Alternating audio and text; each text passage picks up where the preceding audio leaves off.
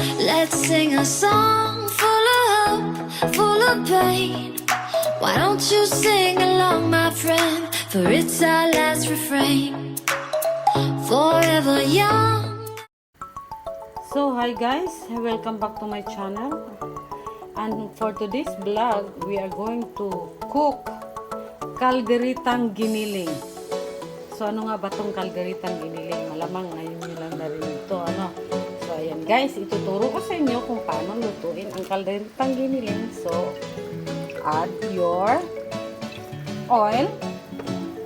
And of course, we are using pork giniling, mixed vegetables, garlic and onion, and of course the carrots and green peas, caldereta, sauce, and tomato paste. So ayan, so sauté muna natin yun. Guys, pag natikman nyo to, baka makalimutan nyo ang mga jowa nyo. Oh, sorry. Diba? At lalagyan natin yan ng boiled egg. Oh, kabog. So, ganyan lang guys. And may liver spread pa pala to guys. Okay? So, ayan. So, pwede natin i-add ang ating pork giniling. Pork ang gamitin mo guys. Hindi beef, hindi chicken, pork. Okay?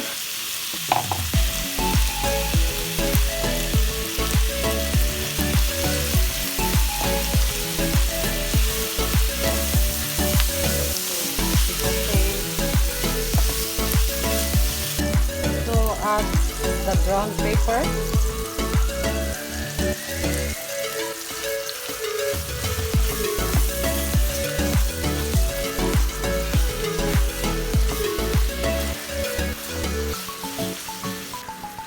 So, I add the ginisa mix.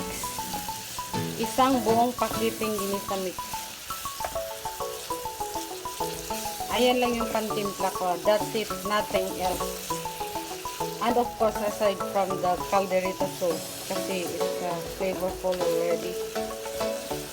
So, ayan, isutay lang natin to ng mga 7 minutes. Takpan muna natin. So, ayun guys, tingnan natin.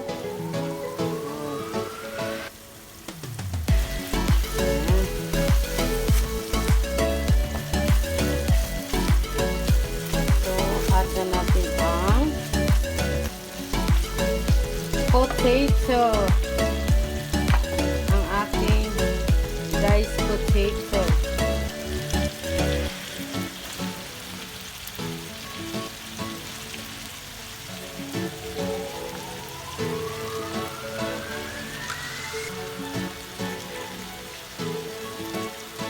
And of course, the mixed vegetables. Wala kasi akong carrot, so I use the mixed vegetables na lang. Naubusan pala ako.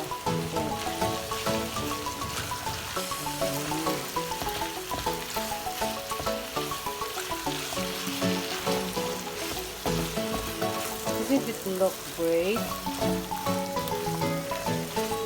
Looks fantastic.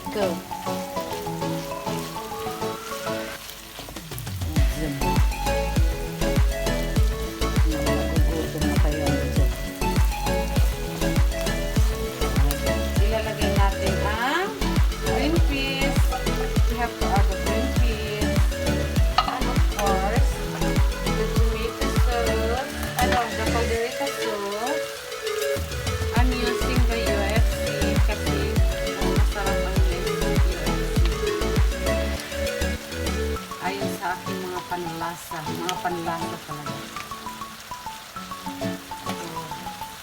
So, use that.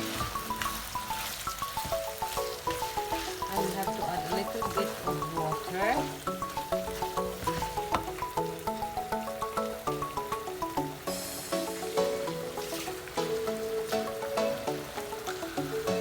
Just a little bit para lang.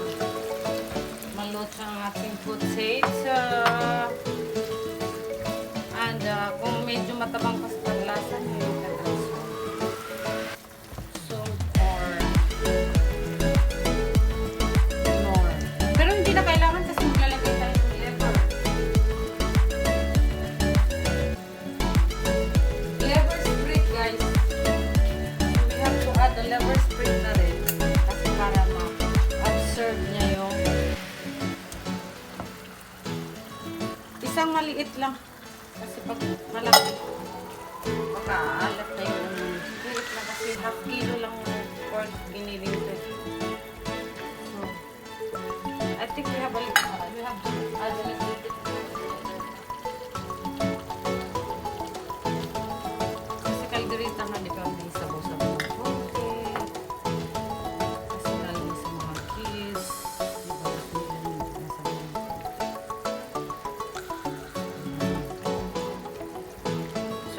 kailangan mag-add ng salt or whatever kasi maalat na yun ang liver sprig.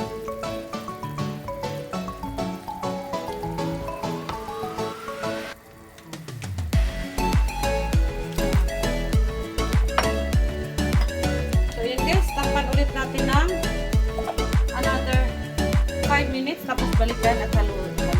So yun guys, check natin. So, kung gusto nyo medyo spicy guys, kasi some people like to have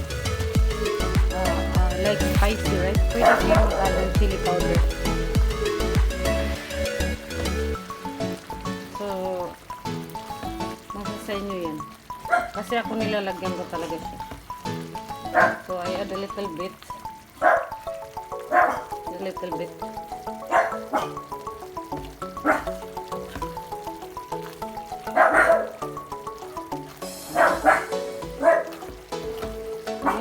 After this, we will add the egg, the boiled egg. So, crap na natin yung egg.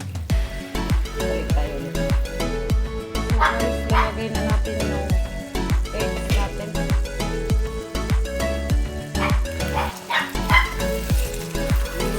Smells good. Hungry already. So, ayun guys. Done.